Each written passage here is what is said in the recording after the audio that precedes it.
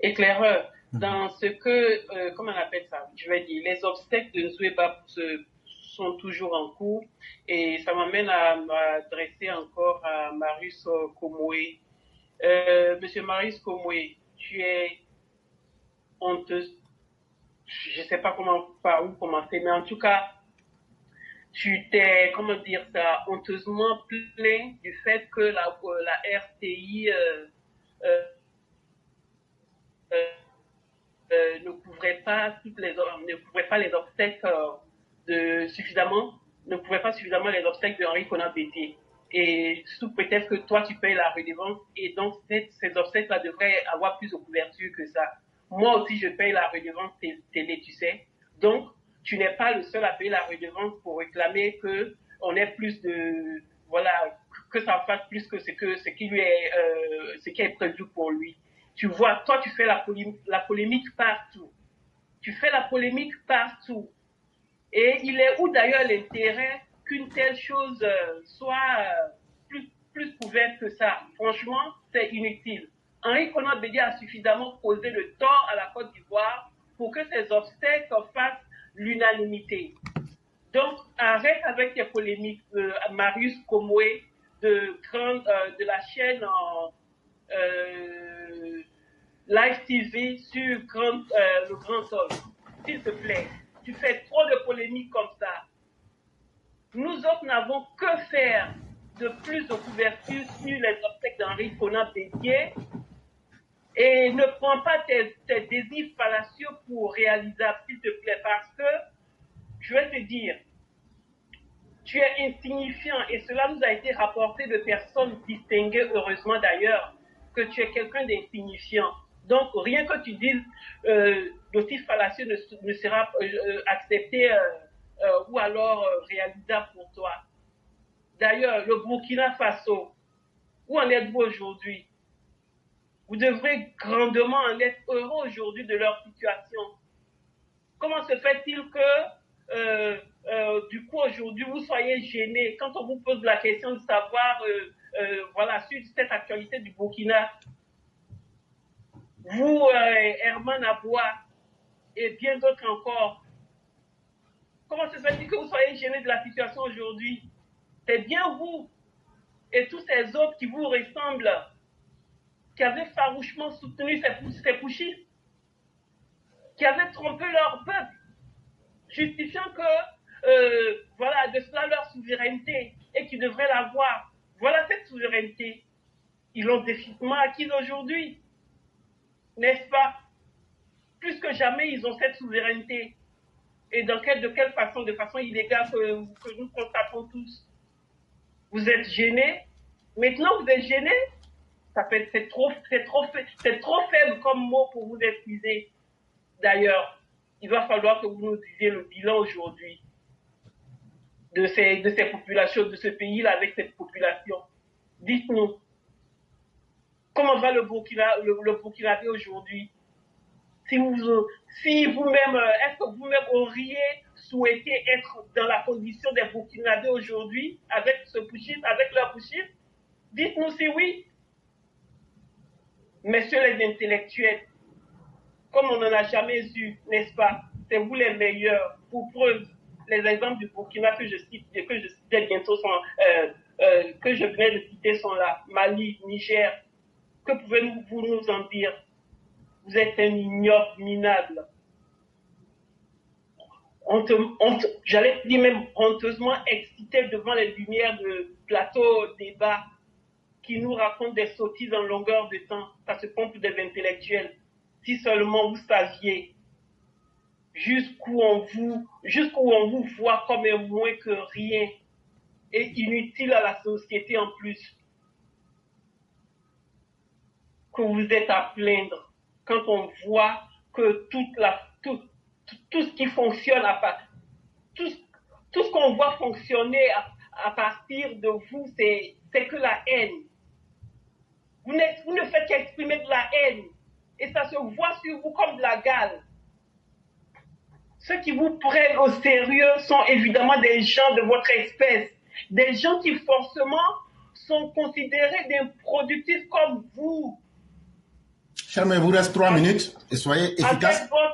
Avec votre haine qui se voit sur vous, je vous remercie, éclaireur. Je voulais simplement lui dire un instant que pour son éducation, l'intellectuel, le bon, il s'enclame pas.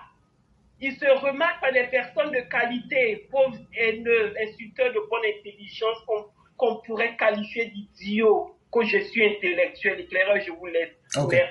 Merci. Vous ne partez pas, j'allais vous poser 2 ou 3 questions. D'accord.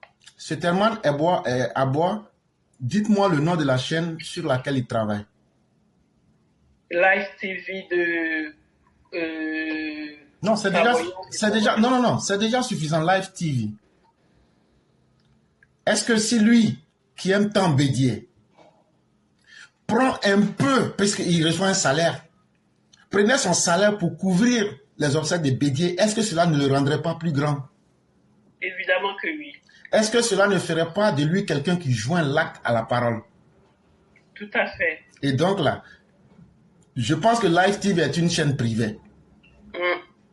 Je pense bien. Et donc, Herman Aboua, tu peux prendre au moins 1 ou 2 mois de ton salaire, aller payer des temps pour faire passer les obsèques de Bédier. Comme ça, les gens retiendront que tu as tellement aimé Bédier que tu as fait quelque chose que personne n'a fait en Côte d'Ivoire. C'était plutôt Komo et Marius. Komo et Marius, voilà. C'est des gens qui sont tellement insignifiants que je ne parle même pas d'eux. Quand vous avez évoqué, c'est pour ça. Je vous l'accorde. Et donc, à défaut de pouvoir faire cela, je vais répondre à Komo et Marius pour lui dire, Bédier là, sa vie là, si on doit faire des obsèques pour faire passer ces obsèques 24 heures sur 24 sur RTI là, en fait, le grand problème là, c'est qu'il n'y a rien dans la vie de Bédier qui fasse honneur aux Ivoiriens. C'est pourquoi je vous ai montré sur une chaîne RTI, NCI 360, on lui a accordé 22 minutes et quelques secondes, 22 minutes 30 secondes, sur une émission qui a duré 2 heures et plus. Et quand vous regardez le contenu de ces 22 minutes, on n'a pas parlé de ce que l'homme a laissé comme héritage. Et donc, cher mère, la question était déjà résolue. Sinon, quelqu'un qui vaut quelque chose, même si on ne parle pas de toi, tes actes parlent d'eux-mêmes. Tout à fait. Et donc, ils veulent nous imposer une réalité. Mais c'est que la réalité, elle ne s'impose pas. La réalité, elle se vit. Le poids du réel, là, on ne peut pas trafiquer cela. Ils veulent faire du traficage. Ce sont des braconniers d'informations. Ouais. Et ça ne passe pas. C'est parce que la vie de Bédier est entachée de trop de vilaines choses. Même dans les obsèques, combien par vous-même qui êtes PDC, il y a combien qui ont dit les grandes choses que Bédier a fait? Il n'y en a pas. Et donc, ce n'est pas, on ne va pas trafiquer l'histoire jusqu'à ce point-là pour dire ce qui n'est pas. Il y a beaucoup qui disent beaucoup de choses, mais quand ils disent, ce sont des problèmes personnels, non, on m'a envoyé Bédier me donnait, Mais Bédier, il a été président de la République. Qu'est-ce que les Ivoiriens retiennent de lui? Qu'est-ce qu'il a fait que les Ivoiriens peuvent aujourd'hui dire, voilà ce qu'il a fait ici, et qu'on se souviendra que c'est lui qui a fait ça? Il n'y en a pas. Rien que de mauvais souvenirs éclaireurs. Mais par contre, il a laissé un héritage qui est l'ivoirité avec tout son corollaire de malheur. Et c'est ce qui vous fait honte aujourd'hui. Et vous aurez voulu qu'on oublie ça pour trafiquer l'histoire. Mais on ne vous accompagnera pas. Et cette RTI n'est plus cette RTI-là où on venait s'asseoir pour dire on a vu cœur dans sauce graine. On a vu la Vierge Marie en train de pleurer. On a vu l'Éternel des armées venir nous parler. Cette RTI-là n'est plus celle que vous aviez connue. Et donc là, souffrez qu'on puisse au moins présenter des émissions qui ouvrent les esprits plutôt que de les pervertir. C'est ce que j'allais dire. Merci. La Côte d'Ivoire est passée par tellement d'événements supranaturels avec cela. Effectivement. Et malheureusement, il y a certains, vous savez, qui ont encore foi en ces faux dieux. Et c'est pourquoi le grand maître Nietzsche disait qu'il fallait tuer les faux dieux. Malheureusement, il y a encore des adeptes des faux dieux. Et ça, on ne pourra rien faire pour leur faire changer leur foi. Et donc, on les laisse comme ça. Merci, éclaireur. Je vous en prie, chère mère. Ça a été un plaisir. Monsieur, il me tape sur les nerfs. Franchement, c'est un vrai haineux, un pire. Bon, c'est ce qui aussi va les tuer. Parce que, comme disait, tout ce qui ne te tue pas te rendra fort, mais tout ce qui te détruira, ce serait toi-même qui aurais choisi de périr par cela. et c'est leur haine qui les détruira.